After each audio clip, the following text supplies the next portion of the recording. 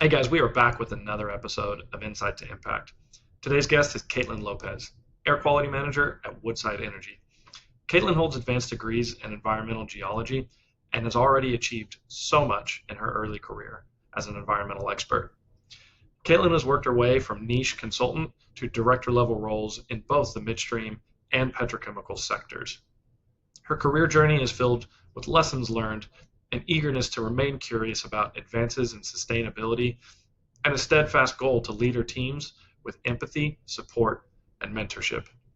Currently at Woodside, Kaitlyn and her team represent a huge commitment and investment in the booming LNG industry here in the United States. You'll have the pleasure of hearing all of this and more in today's episode, so let's jump right in. Well, let's just jump right into it. Let's kind of start with like that early context to yourself in terms of like schooling, what got you interested, kind of how did you get started or your foot in the door in terms of the industry, and did you know what you wanted to do at that time? Yeah, absolutely. I will preface with I had no idea what I wanted to do in college. I just knew I liked science. But science stemmed from my childhood. I was always a little outdoor kid from baby through my high school years. So I signed up for the standard biology package when going to the University of Houston. Houston, born and raised, and never left. Went to school here, got my master's here. Now I work in oil and gas, so it's the key capital for oil and gas. I don't see myself leaving. But so stepping into U of H biology, if you didn't declare a major, you had to take a weird like 3 hour class, but it was 1 hour's of credit on what to do with your life and how to get through college. And I did not want to do that. So I started there and took basic stuff, all your heavy sciences, standard maths, all the fun extracurriculars. And it really wasn't until 2 years into the program that I figured out there was a weird major at the University of Houston called environmental geosciences. I had been looking at geology. I loved rocks as a kid. I loved critters and bugs. So I like kept rocks from a very young age, which is a very weird thing for a small human to do.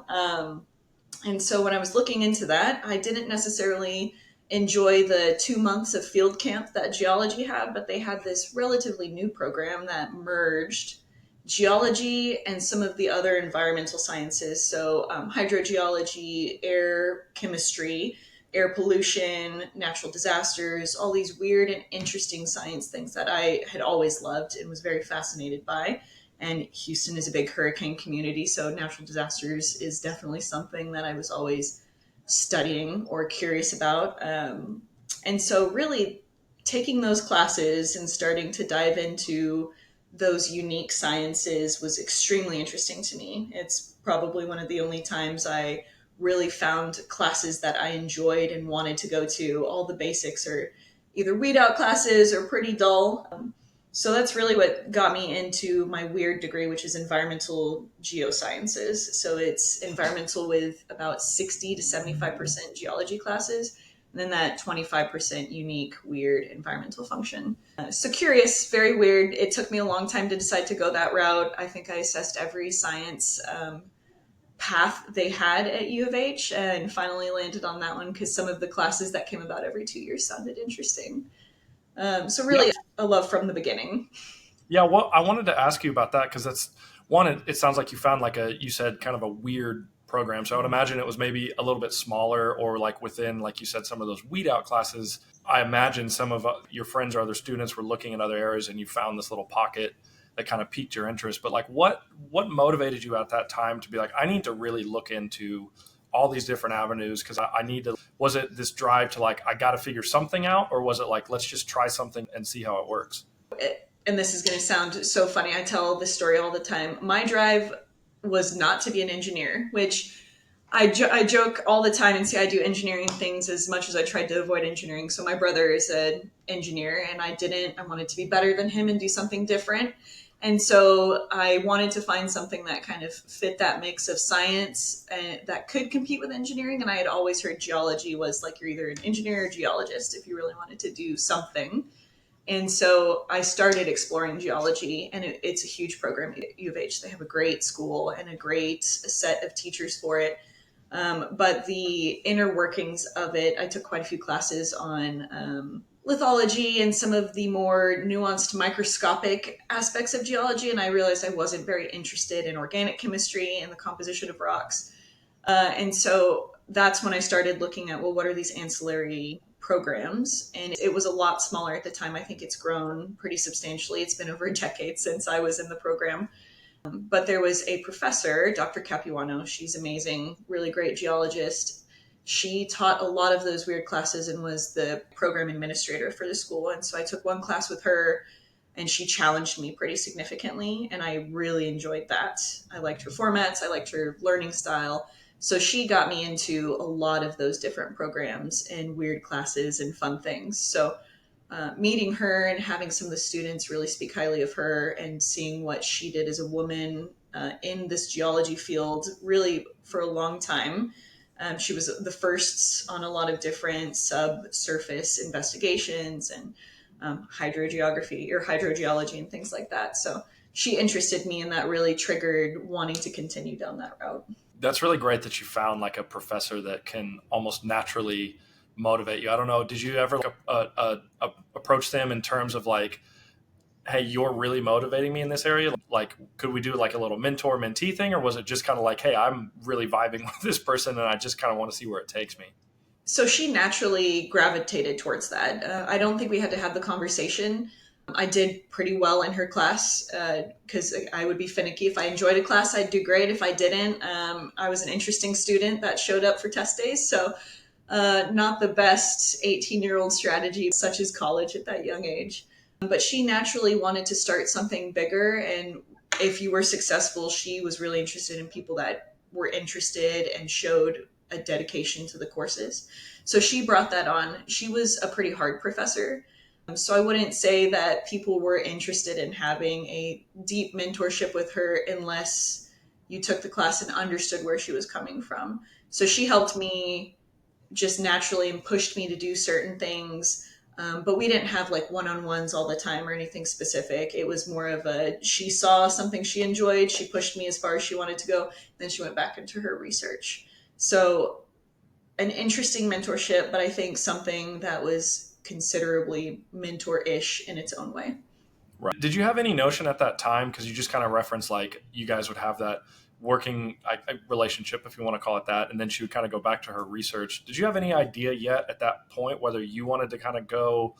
Because it seems like in that field there's like a split at some point. Mm-hmm. You know, it's like I'm either going to be a scientist and go down like the research field, and that can mean working in the public sector, or kind of going down like I want to be a professor so I can do research, versus like go find a profession in that field. Did you have any notion of that yet, or were you just kind of waiting to see what interested you more? So I don't think I ever wanted to go into academia. I loved school. I was good at school. I hated research papers. I wrote one for my master's program, but it was the bane of my existence for quite a bit of time. And I enjoyed doing the work versus writing the theoretical research report. So my master's was at the University of Houston Clear Lake, beautiful campus. If you've never visited, a wonderful wildlife preserve. And I did it on the natural attenuation of a benzene plume in South Texas and a contaminated oil and gas site. Loved going out there and doing all of the physical activities and meeting with the clients and understanding what they needed. Coming back to write a research paper and do models that projected 30 years, which is very academia and professorship. And if I could have paid somebody, I would have. But it was a tedious and painful process for me. And at U of H, they started having oil and gas companies come in and speak to us. So alumni, obviously, in the Houston area would go. Hess was a pretty notable one that came, and they were just talking about what they did as geologists, how they interacted with things, where their degrees really helped them excel. And that to me was very interesting. And then on top of that, my brother has always been in oil and gas. And so I had seen that from kind of an external perspective. And he is 7 years older than me. So I got a pretty good insight into what his career path looked like and what he was doing and the big things that he was pushing and how critical energy was to the country. And so that made it a little more interesting to go into the private field versus sitting and having a more academia side of my life. Yeah. So you mentioned obviously companies coming in to give whether it's talks or host little mini career days. I think that's fairly common, especially within like engineering, any sort of STEM field, really. Yep. You said that, and then you referenced when you were getting your master's, obviously getting to go out and do some field work on a contaminated site. Was it all of those things combined, kind of like once you left academia, you were like, yeah, this is where I'm going to go? And is that when you got your first job, or were you already kind of dabbling, working in oil and gas during that time, or what was that process like? So I did work and do my master's at the same time, which I would always encourage. If you're going to work and you want a master's, just do it right as soon as you graduate. That way you don't know that there's a better life for you afterwards. So I graduated in 2014, December, and unfortunately that 2014-2015 downturn had hit the oil and gas industry. And so I anticipated going into some type of geology field, maybe not as a geologist, because that wasn't my named degree necessarily.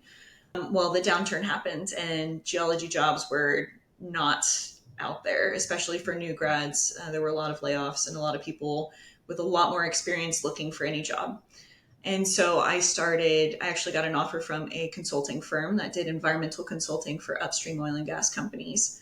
And it was great. And I got it because of the air pollution class I had taken. So I knew that NOx was a pollutant, it formed radicals, and it wasn't very good. I answered that in an interview, and they gave me an opportunity.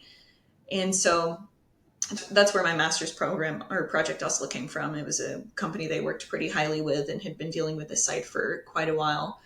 And so doing both at the same time, really, it trued out that I wanted to do the work, not necessarily the research behind the work.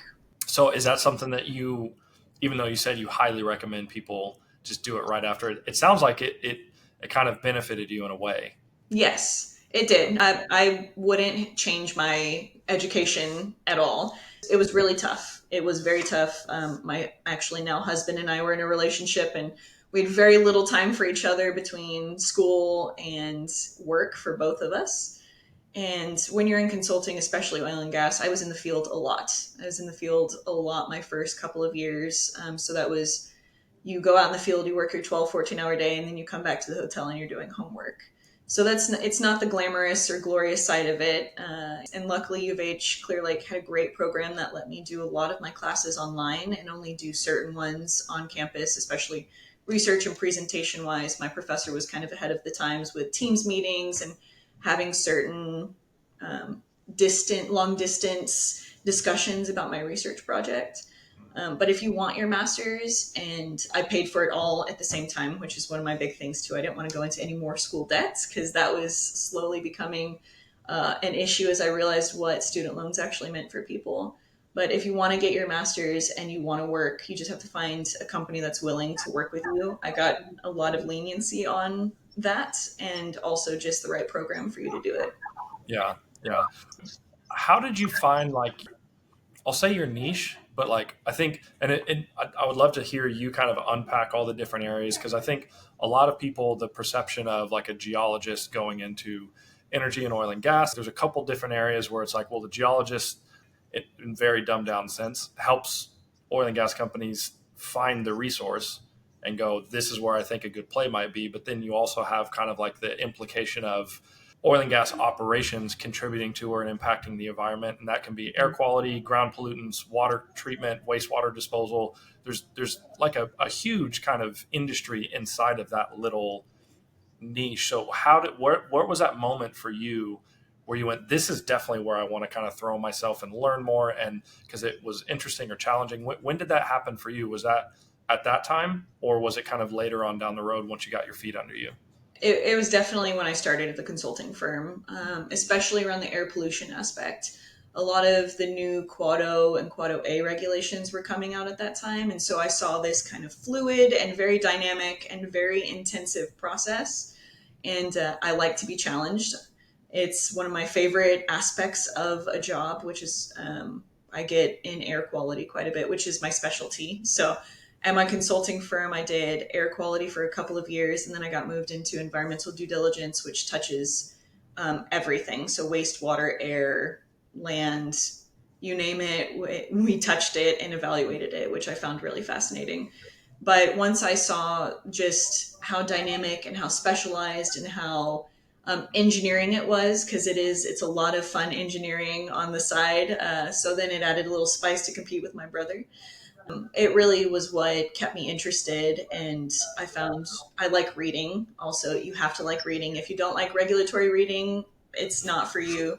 There's a lot of legal interpretations, law reading, regulations reading, summarizing, building spreadsheets, compliance trackers, all of that stuff I kind of thrive in now, and Excel is your best friend for a lot of that. But it was pretty pivotal whenever I saw just that fluid environment and how key it was becoming for the United States, especially with respect to oil and gas companies. Sure. Well, with that being such a critical function of energy in your mind, in the U.S., you just talked about like obviously staying on top of all the latest policy or regulatory requirements. Have you ever kind of had a peek behind the curtain is in terms of like where these policies are coming from and where these new regulatory updates are coming from? Do you get involved with that, or is it your job to just kind of take what's there and then make sure that your group or obviously your company at this point now is sort of adhering to those or preparing for that? What's that?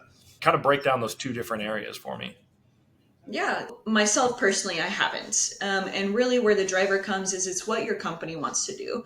So, a lot of these companies are a part of significant groups. INGA, the International Gas, like lots of acronym. We speak in acronyms, so API, INGA, NMOGA, Texoga, all these big organizations where companies get together and cohesively work through problems, because the regulatory landscape has been so shifting recently. It's impossible for one person to sit here, read through an 800-page rule, pull out the 40 different pieces you want to change, and submit that to the EPA or your state agencies. So, really, those groups that you partner with are pretty critical on if you want to comment or provide feedback to regulators or help them understand what we're doing, how we're doing things better, where all of this information is coming from.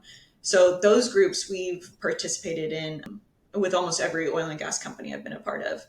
Even my consulting firm sat in and helped some of the technical sides of those teams as well. But that's really where people start to contribute and comment. So my previous life and currently at Woodside, we're ingratiated with quite a few of those big groups that we learn a lot from. They have smarter people than I'll ever be with some of the bigger firms that have dedicated their life to this, and they help piecemeal things out and break it into manageable bites for people to comment and build comments around. And then internally, yeah, it's taking that information, digesting it, and trying to transpose it to upper management that may not be as educated on the subject matter that you're pushing out, and making sure that you're prepared and ready for rules. It's become especially common to backdate some of these rules, and so they'll be drafted and issued, but your compliance date is a 2023 date. Well, the rule won't be finalized until 2024, 2025. So you have to make sure anything you're building in that time period meets that proposed regulation, and you're in compliance, so you're not trying to backtrack and shift whenever the rule actually gets published.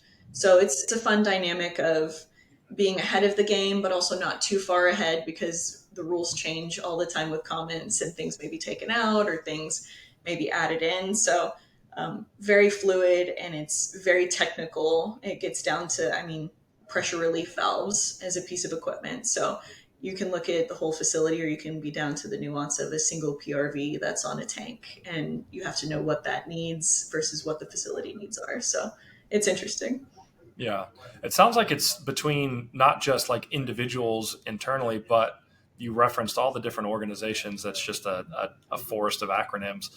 It's a super collaborative approach, it sounds like, to everyone kind of needs to help each other figure this out and talk about what's going on and what proposed solution there is. I mean, what that sounds like extremely valuable in a very difficult and, like you said, quickly changing field within energy. It is. And energy, especially oil and gas companies in the different sectors, are extremely collaborative. Everyone wants to work together to find the best solutions, because the solutions are generally costly. They cost time, they cost effort, they cost money. It's hard to figure out what the next best thing is. And I don't think there aren't many companies, because of course I can't speak on behalf of every company out there. But a lot of these companies want to share what they have found successful and how they implemented it, so that others can follow in their stead.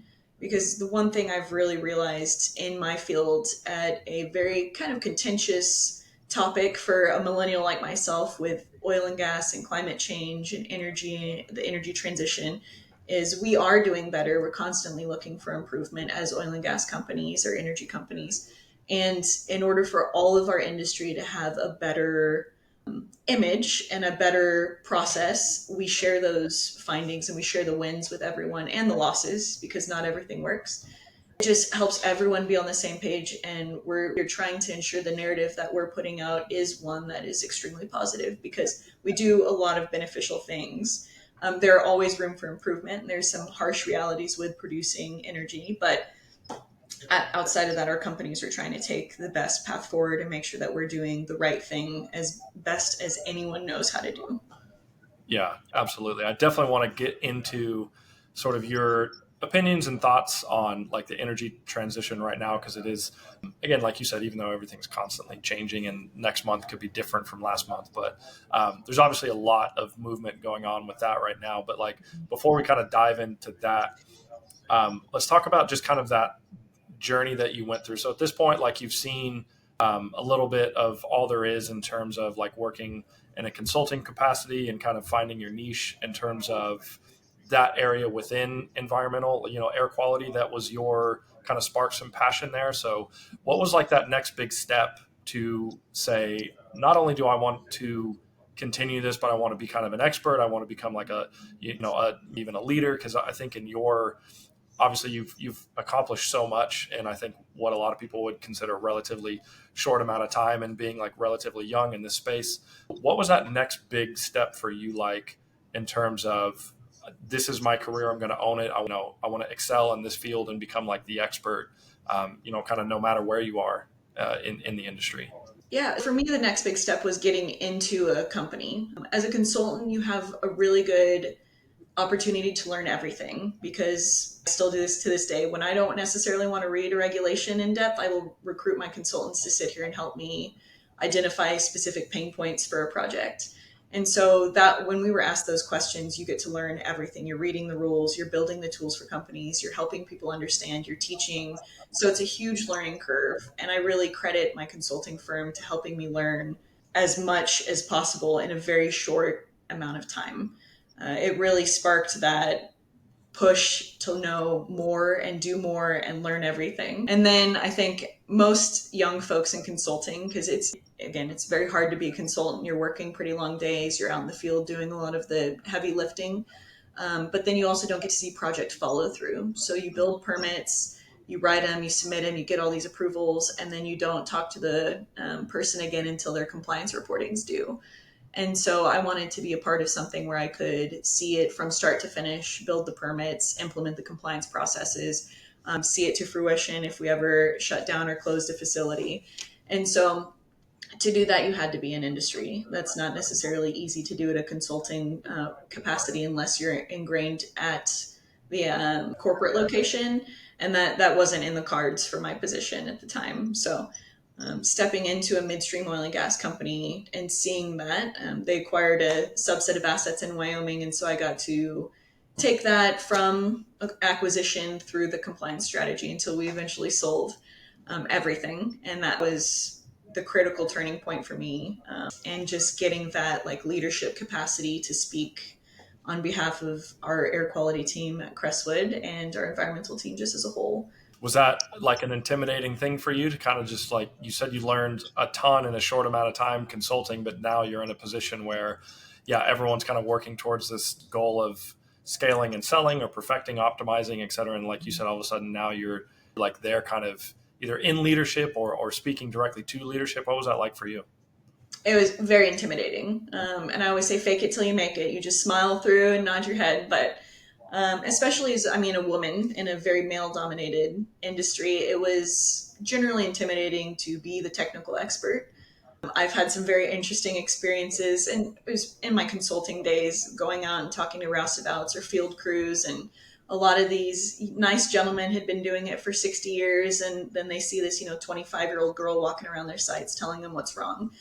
That thickened my skin. I'm a generally sarcastic person. I can joke around with the best of them anyways, so that helps. But that consulting capacity and meeting the variation of people from vice presidents of environmental and engineering to the field team that's out here doing the pumping activities and all the pumpers and roustabouts that we talk to.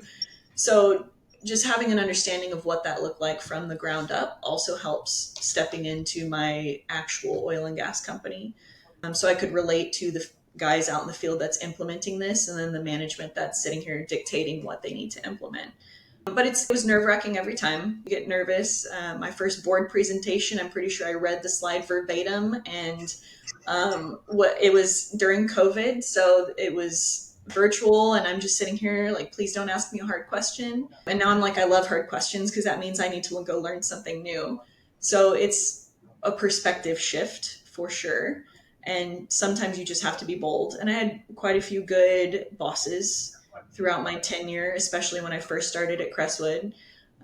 He was amazing. He was really supportive. He was collaborative, but he would let you do your own thing and use your own voice, but always there to talk through issues or listen to how you wanted to present or what you were going to say, and helped navigate hard conversations when you told somebody they're out of compliance, because that's never a good conversation to have, right?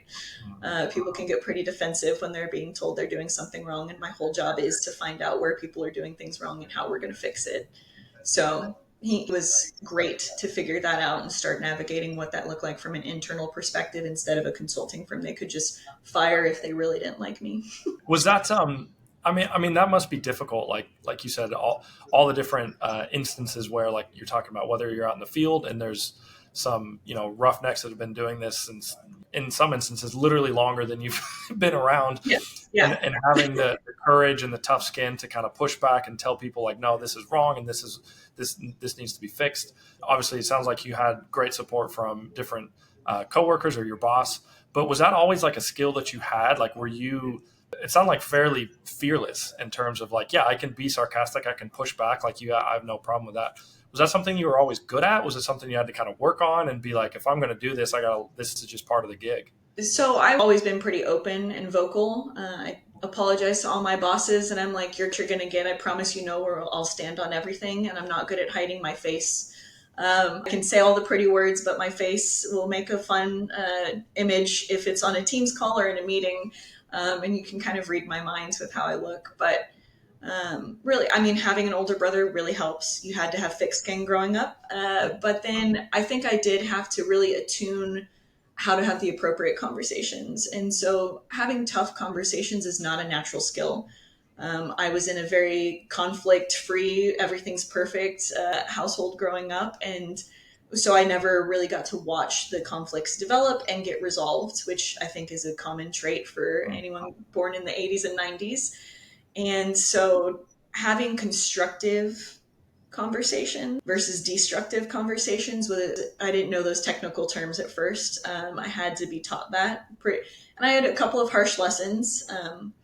I was a young manager, so I got a management job pretty quickly at my consulting firm. I became a project manager and then a senior project manager relatively quickly, and so I had about 10 individuals under me. And I was not the nicest boss at that time. I didn't have a lot of empathy or emotion. I had emotional intelligence. I just didn't care because I was like, I'm in power and this is who I am.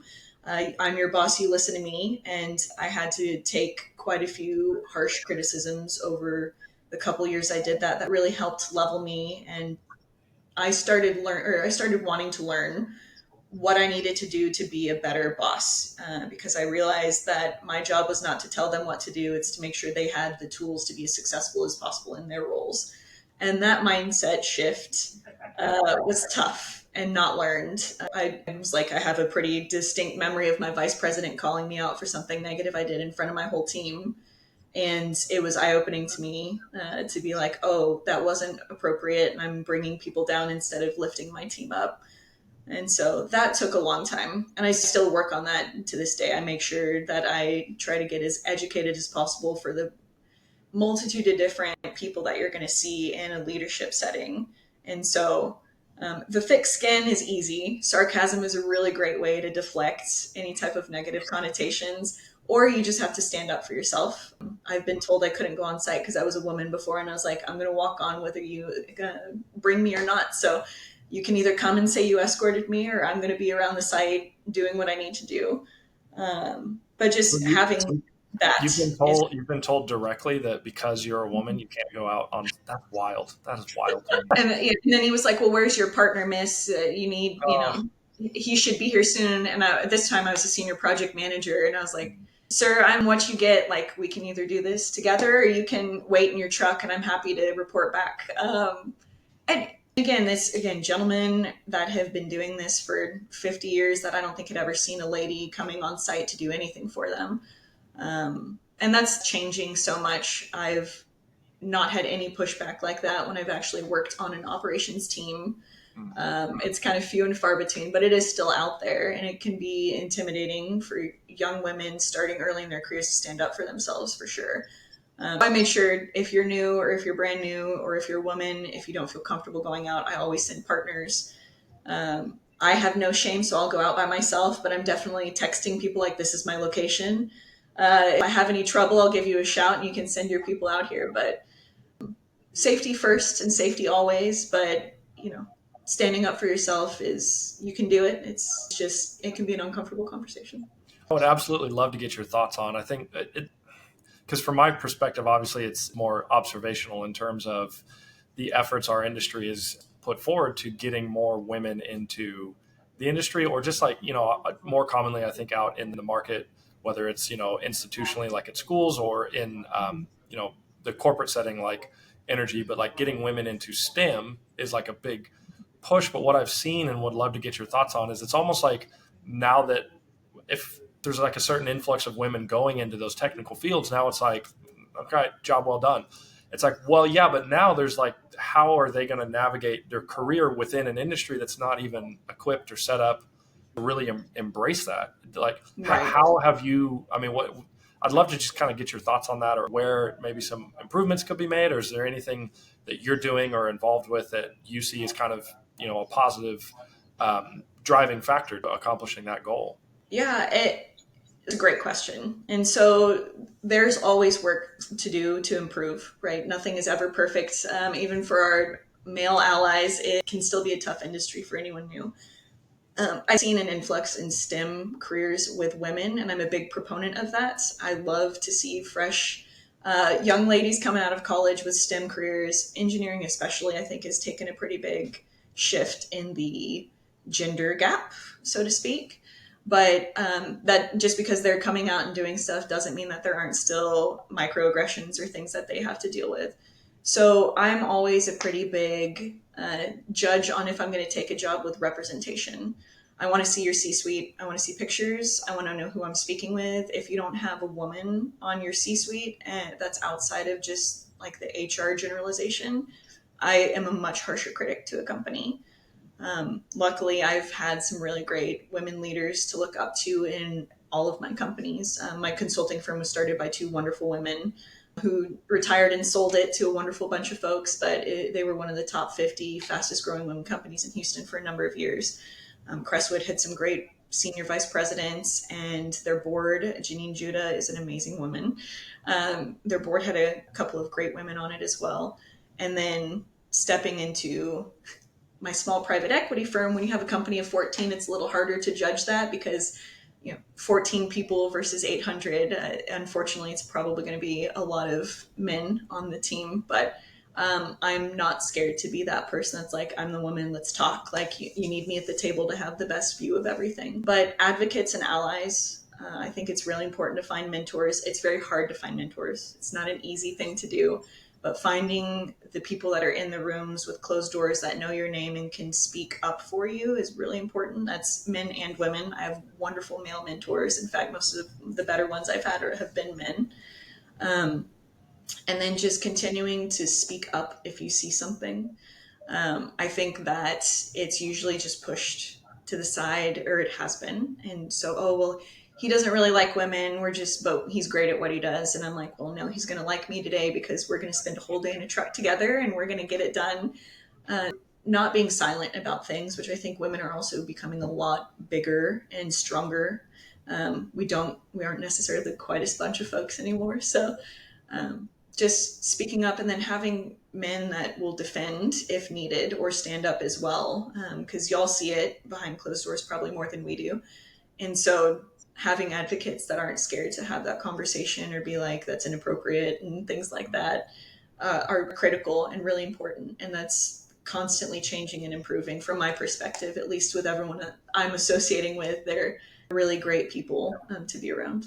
It's crazy that all these things that you talk about, it's almost like the solution is right there in front of you, in that the answer is like, just be a better human. Like, Yeah. set aside, like you said, like, so everyone hates this person and they're awful, but they're really good at what they do. So just keep your mouth shut and just let them do their thing. It's like Yeah. at every level, it's like, and you talked about microaggressions, like people will lash back and belittle others for any number of reasons. They'll find anything. Like you said, I've been doing this for 50 years, and who are you, some fancy college grad? Like, it could be Yeah. anything. And it's just born of insecurity. But like, whether it's leadership, like you said, talking or describing your journey of being a better, boss and not just an authoritarian, it's like, that's just learning people skills. Listen Right. better, support them, give them tool. Like, and I think we get so lost, especially in a technical industry, we get so lost in improving processes and being like a systems thinker, but in the wrong way. It's like, Right. we would solve so many problems if we were just better people during the day as we interact with one another. Exactly. And I tell people, I'm like, just be curious. And so when I have a knee jerk reaction to question or doubt, or I think a negative thought, like, oh, that's a very stupid idea. I'm like, well, be curious. Where is that idea coming from? What's their perspective? Why are they thinking that's the best solution forward? And ask the questions before making like a final judgment. Because I'm quick to have a knee jerk. I'm a very big dominant personality. I'm on the DISC assessment. I'm a straight D. So I can be very abrasive and harsh. And so I have to take a step back and ask myself to be curious instead of it doesn't come naturally to me. And that has helped me the most, is just to ask the questions of why they're thinking that, where are they coming from, and genuinely wanting to learn where that's coming from and not judging those questions answers, right? So you can't sit here and have a predetermined notion. You actually have to want to be genuinely curious about what their perspective is and learn from them as well. Yeah. Yeah. So many of these conversations that I have, especially with, I guess we could just call it like the next generation of millennial leaders, because so many of us now are in either senior management, or like yourself have kind of like stepped into like either a director title, or, the expectations of them being a leader now is like front and center. And one thing that I hear a lot is what you touched on, is like letting your team be wrong, letting them like, just let them say stuff. And if it doesn't matter if in that moment, like in your team dynamic, that's where you're allowed to be wrong, or where you should be, like Yes. throw out an idea. And even if it's scared and if it's terrible, like if your team knows they have a leader that goes, well, yeah, that's interesting. Where'd you come up with that? Or what, sell it to me, give me some more, we'll talk it through, rather than just being like, well, that's just absurd. Like, why are you leave the meeting if that's what you're going to say? Like, because it's like, I think that's such a big, bonus, not only as like the way that that senior leader is presenting themselves to their team, but then you're allowing your team members who are there for a reason to Right. try things and play around. And yeah, if they're wrong, so what? You pivot away from it and you say, hey, but thanks for contributing. Like let's keep diving into this and figure out what it is. I think that's such a huge like skill to learn. Agreed. And I don't think that's really talked about a ton. There's some great leaders talk about it all the time. I had some great senior vice presidents at Crestwood that talked about it all the time, and it didn't click until I started implementing it. So you can hear it a million times, and until you're ready to take it on, it's not going to really hit you. But I've been told wrong more times in my life than I care to count. Even as a leader, I've been told I've been wrong, and that's okay. Like, I want to have those candid conversations, because I would rather have that with my team and my peers that I trust and be wrong in front of people that I respect and want information from, than to go out in front of a board and be like, we're going to do this. And then engineering be like, that's never going to work because you didn't consult and like talk to the 18 different people that you should have talked to. Yeah. Yeah. I mean, it's such a daunting task already. Like you said, everyone wants to be right. Everyone wants to excel. And at the end of the day, like even leaders can mess up. And so it's an area that I wish was a bit more visible in terms of like career growth and success means you're wrong a lot. And usually that means that you were wrong in the presence of people that allowed you to be wrong. Because otherwise you just get basically bullied out of the room, and then you're afraid to ever speak up. You may even decide like, well, this career path isn't for me. It's like the sink or swim mentality, while I think it has its place, I think within like a team dynamic and for longevity, like it's not the answer. Right. That shouldn't be the first step into your conversation is sink or swim. There's a time and place for it, though, for sure. It's important to let people figure out if it's what they want to do. But that's also, people don't talk about management and what management really means. And it's not, oh, you're the authoritarian, you get all this power, you can make the decisions, you can go do a podcast, you can go present on behalf of the company, your faces. It's your purpose is to build your team to be as successful as they possibly can, because their success is the main success for you. It's no longer you did great, you outlined a regulation, you know your stuff. It's your team's doing a really good job, they helped me here. You want to get the compliments and the feedback and build them up to be, outstanding individuals and hopefully very successful career-wise. And that was not my take on leadership when I first stepped into it. It took me a long time to learn that. And I still struggle with it when you have people you don't get along with on your team, because that is a fact of life.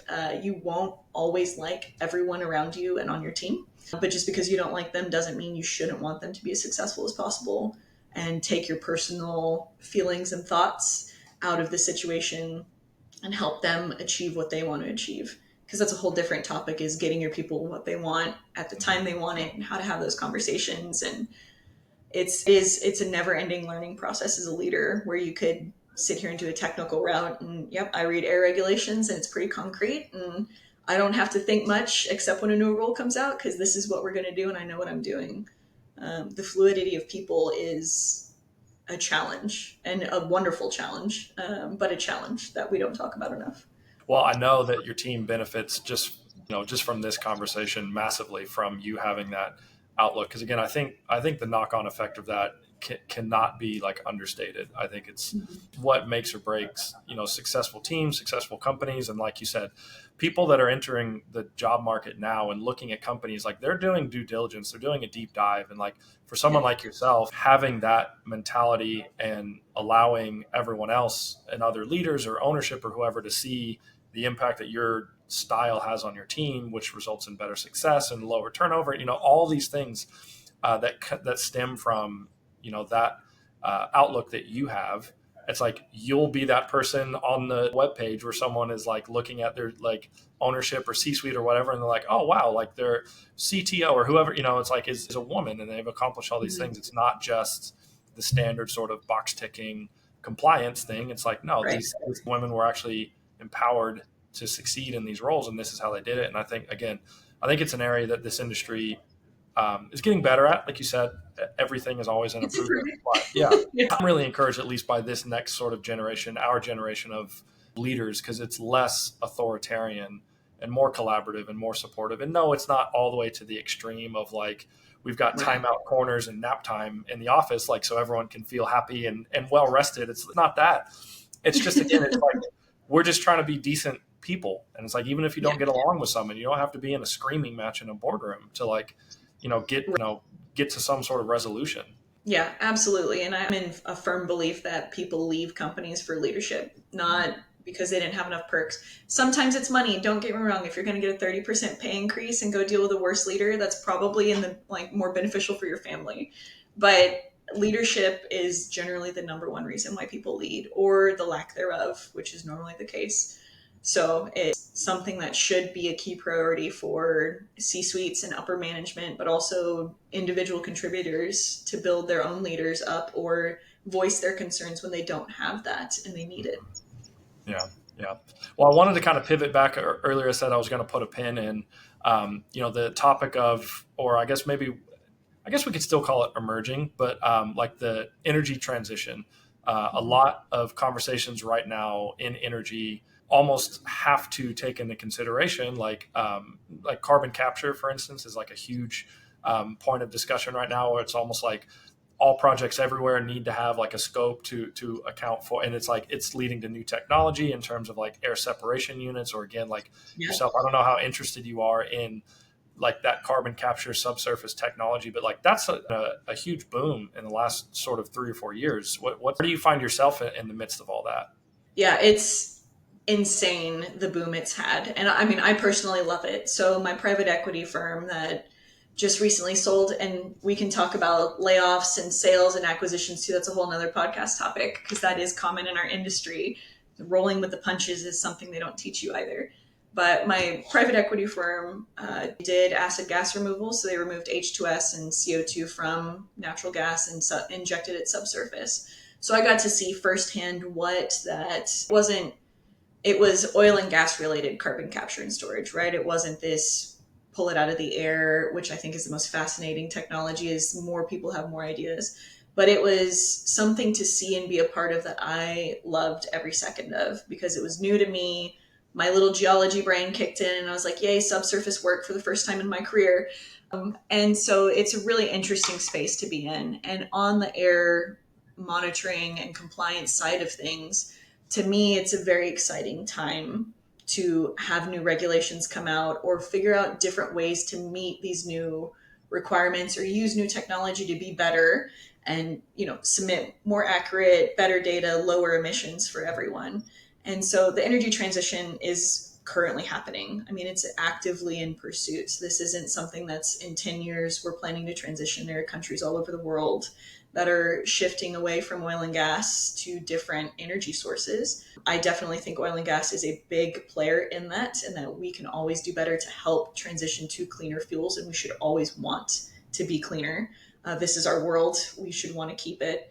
So natural gas is a fun space. NGLs specifically are a very fun space. I'm lucky to work for a company now that has interests all over the world, and they want to meet the, EU's methane principles and Japan's methane requirements and all of these low emission energy sources. So they're actively pursuing ideas that I would have never even thought to look into, and I get to learn about all of those. And which is the joy of being at a big company. I get so many different ideas and expertise, and they're pursuing. They looked at hydrogen. We have an ammonia plant. I mean, we're just doing so many unique and fun things that I love learning that. I really hope people understand the amount of time, money, and effort that companies are throwing into that as well, because it's cheap to try to figure out. It's an expensive problem, but I mean, there are companies throwing millions of dollars into research and funding and new technologies, and startups are so prolific now that I love that. The small little startups that have this grand idea and then become something big and sell to a giant oil and gas company to help them reduce emissions. So fascinating, and it's a really fun space. My brain doesn't work like that, so I can't. I'm not an engineer, I'm just a geologist. So coming up with these unique and fun systems is just not where my thought process is, but I love to watch them. I love evaluating, I love offering feedback. Energy transition is a really fun time, and I'm happy that it's happening in my career time because I think it's something I'll look back on and be pretty excited and proud to see what I've contributed and where companies have gone. Would you like to ever see yourself more involved in that space or that kind of subsector that has started to take shape? I would love to if the opportunity was right. I think it's something that's really curious to be involved in. How beneficial I would be as a question is like, again, I would ask a lot of questions and probably offer some really weird feedback and then let all the super smart people that I love to have around me go off and do the hard research and the hard work. It's something that I'm constantly talking to folks. I think LinkedIn is a really good opportunity. I know people hate LinkedIn now, but I'm like, respond to those weird messages that you get from people that are like, hey, we have this new technology, be curious. I'm always answering those to be like, tell me more about it. I would love to have an hour-long conversation about what your camera does or what your new tech does or how you're solving the problem. So in that capacity, I dabble and dip my fingers and toes into little things that people have going on. And I love to watch it. I have really good friends that are extremely intelligent that are diving into this and, building wonderful things that I get to watch. And I think that is probably where I'll sit on this, but it's great to do. And I'm happy to just be in the periphery and watching others do some really amazing things.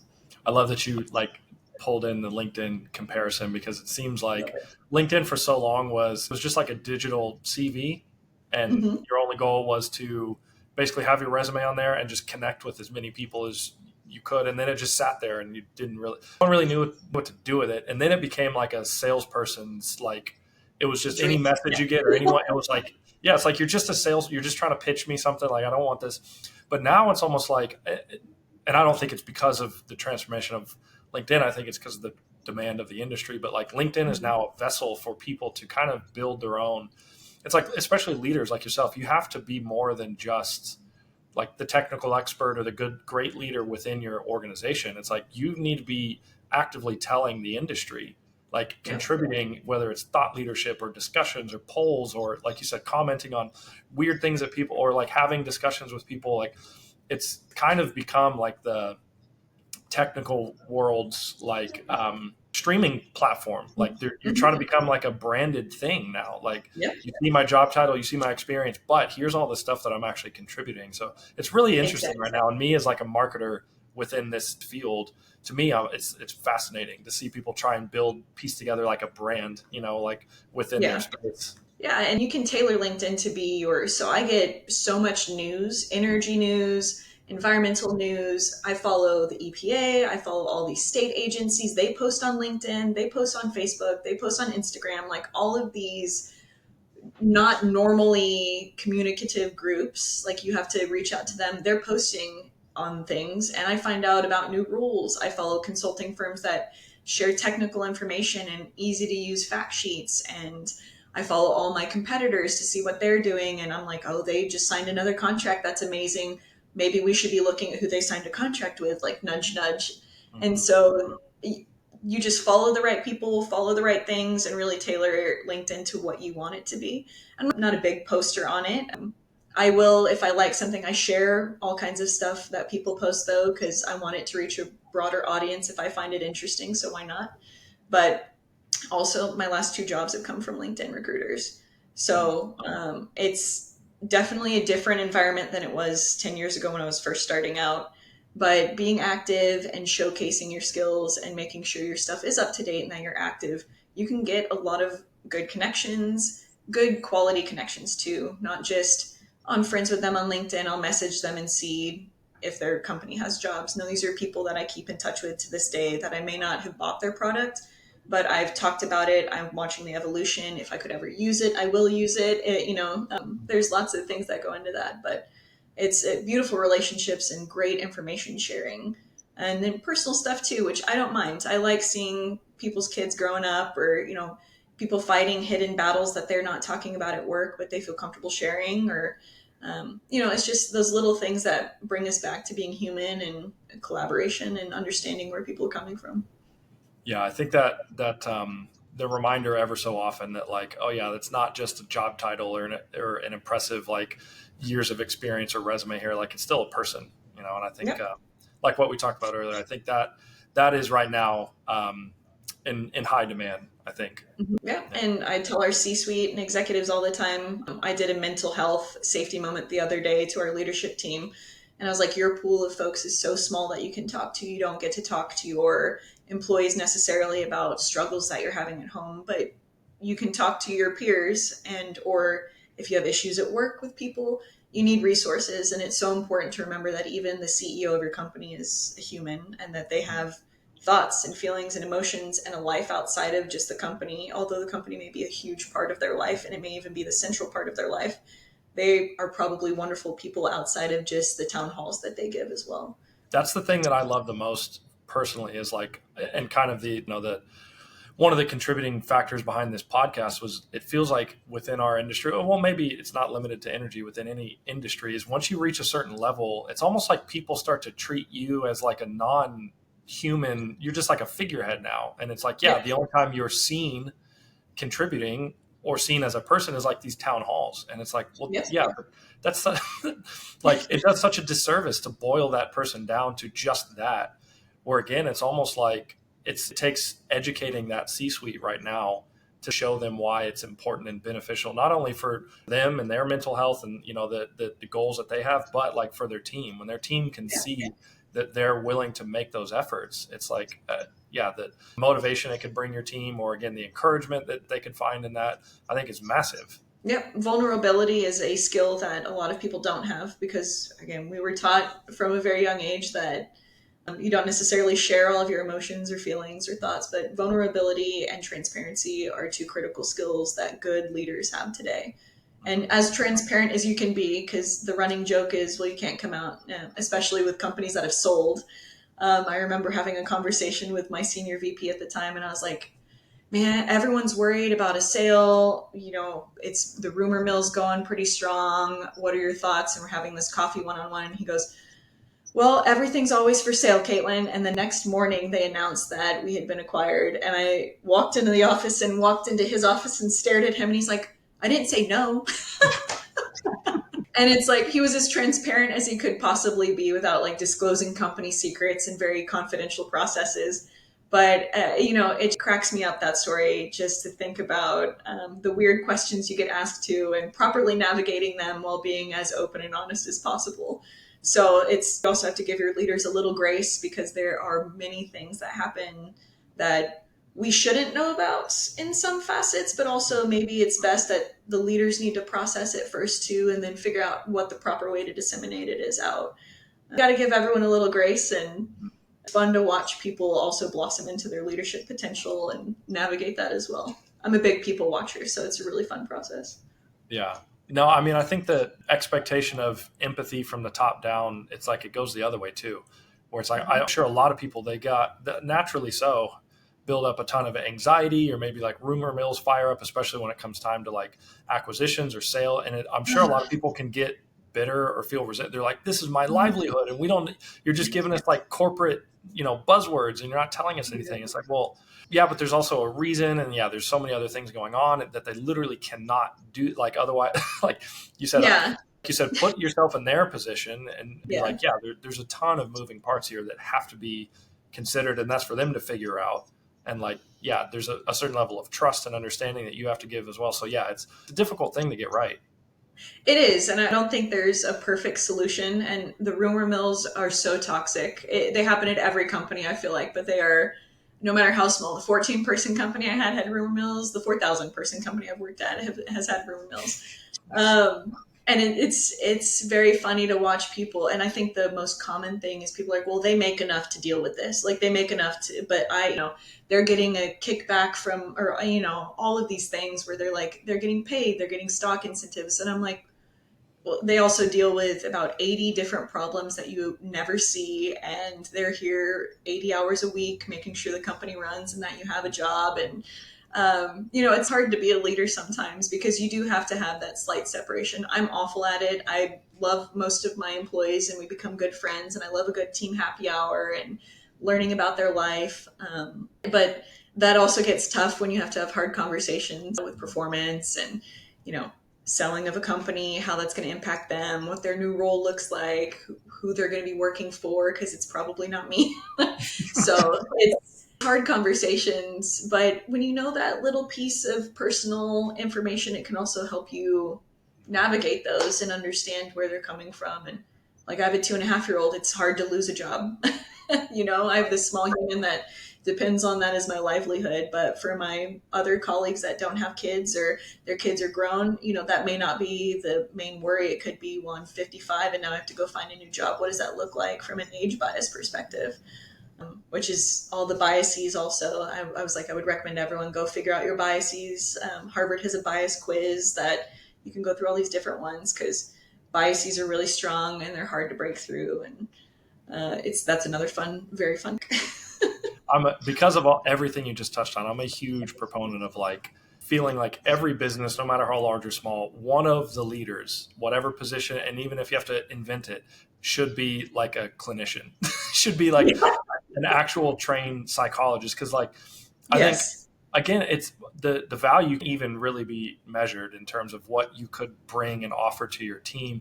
Because it's like, I think so many people, again, they build resentment towards HR, feeling like, well, they're pretending to be like on my side, but are they? And then it's like, yeah, they may have gone to some like HR courses for like, yeah, counseling, but at the end of the day, who's like, quote unquote, side are they on? And what can I think again, I don't know if you liked the show Billions. You remember that when that was popular? Yes.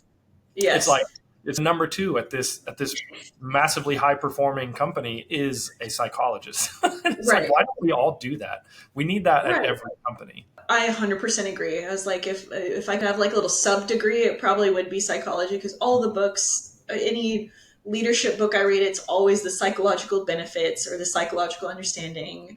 And that I've taken one psychology class, and I'm pretty sure it's a requirement in Texas high schools. Like that's the other than my self-taughtness, and it's a beneficial skill to understand people. And if you're going to be in leadership, if you're going to be technical, you probably still need a little bit, but then you can just live your technical life and figure out how to work with people and make the managers do the work, right? But Yeah, yeah. leadership Well, is very on mind games. yeah. Well, and that's just the thing. You summarized it perfectly. Everyone has different motivators, and not everyone wants to climb the ladder. They're like, yeah, I'm here to do this job, and I'm going to rely on everyone else to do that, and they just want to be there because it's good work, or it's convenient, a good commute, or whatever. Everyone's got different why behind why they're there. And like, if you had someone that you could go and actually have those conversations with, because usually once it comes to the point where someone wants to go sit down in a closed office and like blow off steam, it's like this person may be ready to quit, and the Right. amount of cost and that like turnover and bad retention, the pressure and the drain that puts companies, it's like, I don't know why more investment isn't a focus in that area. But yeah, it's one day.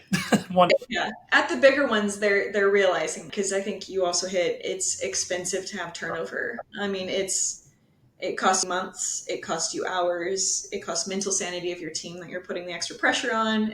Hiring new folks. It's just, I love being a strong team, and I'm also, my bosses hate this, but I'm a proponent of, if we can't at a company offer you what you need, I am your biggest advocate to go find another job. People think I'm crazy because I'm like, use me as a reference. Don't worry about them contacting me. If I can't get you what you need here, monetarily, positions, mental health and sanity, I was like, I want you to flourish and do the best that you can. So get somewhere, find a new job. I'll contact folks for you. Which people are like, that's crazy. And I was like, no, you're helping them do what you want them to be best at, and that's be the best selves that they can be. So which my HR is like rolling their eyes. I'm like, well, it's fine. I promise I'll hire somebody else. But, if you're not happy somewhere, it's not worth your employer or employee being unhappy, because it hurts both sides of the fence. So, Yeah. Yeah. Well, that might be the answer to my next question here, but obviously we've unpacked so much in terms of like early days of your school and your career and kind of lessons learned along the way. But if you had to kind of either condense all that down, or maybe something that we haven't really quite touched on yet, but like, if there was one thing that you could give, the industry in terms of a piece of advice that you wish you knew sooner, what would it look like? What would that be? I think the piece of advice I would give is that it's okay not to want to climb the career ladder. That is not stated enough. It's okay to want to do technical, and it's okay to not want to be a manager. I think so many people get thrust into management when they don't want it or they're not ready. And it's okay. It's okay to say no. It's okay to take a step back and reevaluate your situation. And it is negative. I've taken step backs in my career, and it's for the best. It really is something that people don't talk about enough. So do what's best for you, and make sure that if something doesn't work, say no. It's okay.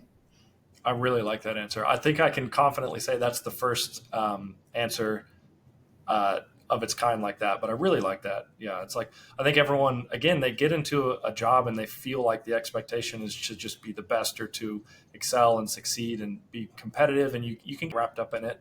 But if that's competing with your own internal values, and you're like, I don't really want to be like the go-to person, I don't want to be the manager or the boss, but they're afraid to say that. And they're, Right. if you say no to a management position, I'm sure a lot of people think, well, now what are they gonna are they gonna let me go, or are they gonna, like, what comes, Yeah, no is perceived as a dirty word. And I'm like, when somebody tells me no, I'm like, great, what do you need help with? Like, let's dive into that. Like, how can I facilitate your success? It's no's not scary. It's just opening different avenues to have different conversations. Yeah, I'm trying to get better at saying no myself. It's like, Oh, again, I'm awful. This is, I'm like, my own advice. I'm like, because I love the jumps, but I'm like, I barely say no ever. So I'm a bad proponent of taking that, but when I have to, especially now having a small human that I take care of, and she's the light of my life, and so is my husband. But he, back seats are great. I have to say no to a lot more because of that, because I need to. What your balance is different, and my priority for her right now is time, and so that's less happy hours, less staying late at the office, a couple steps back every now and then. And, I'm okay with that because it's a sense. So you have to know your North Star, and she is it right now for us. Oh, that's great. That's you have that. And I think, the mark of good parenting. So yeah, I applaud you for that. We hope, fingers crossed. That's, Yeah. if you ever get on a parenting podcast, let me know, because there's stuff that people don't tell you about that where I'm like, this would have been really helpful a year and a half ago. Absolutely. I mean, even within this context, it's like I could start interviewing people that are just parents in the industry and talk about that. Like, again, there's Yes. so much human element that goes into the success and failure of jobs, careers, companies, projects, industries, everything. Because again, it's like we're all people trying to make this stuff work. So it's not just a big machine. Yeah. Well, I've definitely taken up enough of your time. I'll wrap up with just one last question, kind of a fun question. Because again, we talk about everyone's career progression, and again, what you've accomplished, in a relatively short time is truly, truly impressive. I'm sure you'll continue to go on and become a great leader, whether it's at the company that you're with now or something else down the line. But it's kind of fun for me to hear and ask the question, like, before people became the director, became the leader, the executive vice president, what was your very first job that you did as a kid to try and make a little extra spending money or get yourself through school or high school, or what was it for you? So I worked a restaurant. I was a hostess and worked my way up to server at Perry's Steakhouse here in Houston. Back then it was only 2 of them, and now they're all over the country. And you want to talk about people skills. That's why I can my head and smile and take probably some harsh criticisms, because waiting tables is a job that is understated for trying to get through some thick skin and deal with a lot of different people. So, and to this day, if I had enough money and could retire, I would probably go back to waiting tables, because I now find it very fascinating, and it really helped hone my people watching skills, and making fun little stories up for people that I was waiting on. Maybe they're in, this is their first date and they've been married for 30 years, little fun things like that. But man, waiting tables was a whirlwind of life experience from 16 to 21. It was only 5 years, but it felt like forever. Yeah. I think it should be a requirement. Everyone should work in food service once in their life, whether it's front of house, like you said, hosting or serving, or back of the house, like a line cook or in a dish pit. Like, the things that you learn there. And also what I find to be consistent across anyone is those are the stories that everyone remembers them like they were yesterday. It's Yes. I've had all these different jobs. I've moved around, moved companies, but this one time when I was a server, it's the stuff that sticks with you the longest as well. Yeah, it really, I think it normally happens during some pretty formative years for a career path too. So it's I can't stand people that don't treat servers well. Even if the service is awful, I'm like, you know what, thank you and please go a long way. This person may be having a bad day. You're just you don't know anything until you've been behind the scenes, and you're like, no, they just got triple sat and are running around like chickens with their heads cut off. That's why they haven't refilled our waters. It's okay. Yeah. It's a good time. Well, like I say, Kaitlyn, thank you so much for your time. I've taken up too much of it already, but I really appreciate it. Like I say, you had some incredible insights that I can't wait to share with everyone. So like I say, thank you so much.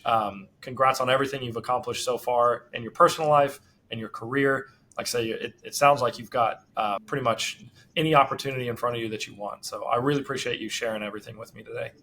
No, I'm happy to have the conversation. Thank you so much, Rob. It's been a really good time, and I look forward to continuing the conversations and listening to your podcast and seeing who else you snag on. All right. Sounds good. Well, thank you so much. I'll let you get back to it. Sounds great. Thanks. All right. Thanks, Kaitlyn. Bye.